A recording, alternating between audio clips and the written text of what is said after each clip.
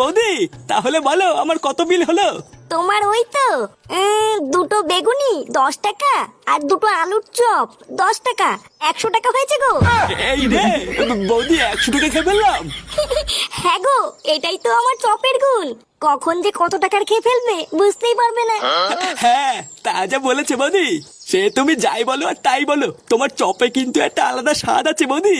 ধরলেই গরম আর মুখে নিলেই নরম। আরে চোদন ল্যাংচা, বৌদির দোকানে তো সেটা ভাঙা ভিড় রে। হ্যাঁ রে ফুটো, বৌদির হাতে জাদু আছে। যা সেটা ভাঙা চপ বানায় না, খেলে বুঝবি কি খেয়ে ফেললাম। চল তোকে বৌদির সাথে কথা বলিয়ে কাজে ঢুকিয়ে দি। হ্যাঁ বাড়া হ্যাঁ, চল চল চল।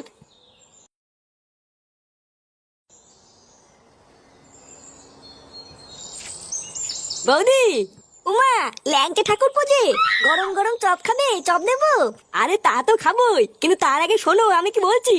এই যে বৌদি, এটা আমার বন্ধু ফুটো। তুমি বলেছিলে না তোমার দোকানে একটা ছেলের দরকার, তা আমার এই বন্ধুই তোমার দোকানে আজকের থেকে কাজ করবে। এ মা ঠাকুরপো, ওর তো ছোট। আমি তোমাকে বলেছিলাম না একটু বড় দেখে নিয়ে আসবে, এর তো ছোট হয়ে গেল।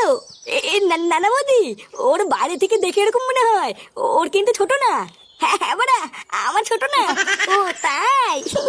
আচ্ছা ঠিক আছে, তুমি কালকের থেকে কাজে চলে এসো। আর হ্যাঁ, একদিনও বাদ দেবে না কিন্তু। নানা বৌদি, বাদ দেবো কেন? তুমি দোকান না খুললেও আমি চলে আসবো।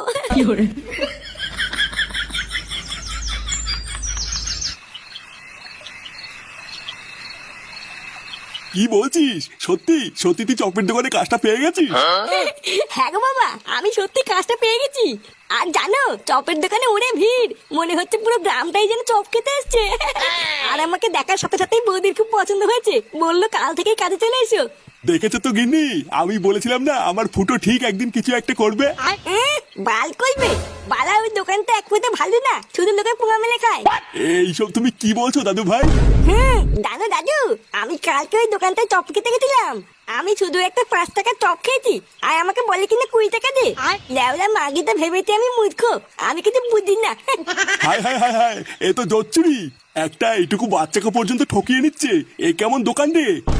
কই না তো, ফাটা মিথ্যে কথা বলছে। আমি আজকে কি দেখে আসলাম না?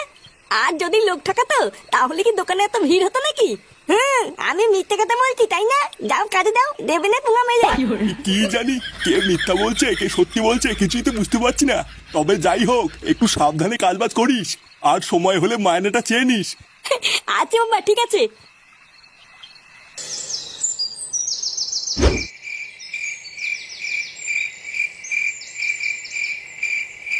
কি ব্যাপার বলো তো কাকা, আজকাল কোনো খরিদ্দারি হচ্ছে না?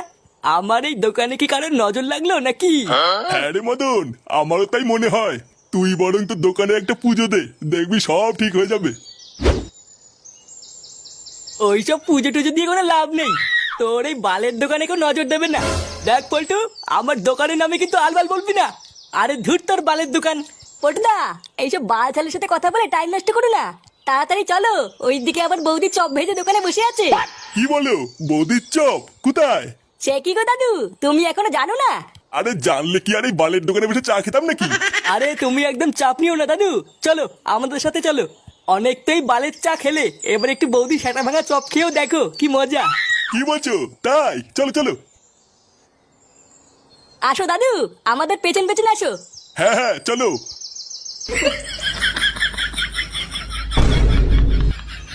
দাঁড়া সুরে বাচ্চা, তোদের এত বড় সাহস, আমার দোকান থেকে তোরা কাস্টমার নিয়ে যাবি? অনেক হয়ে গেছে, এবার এই বৌদির চপের গার মারতে হবে।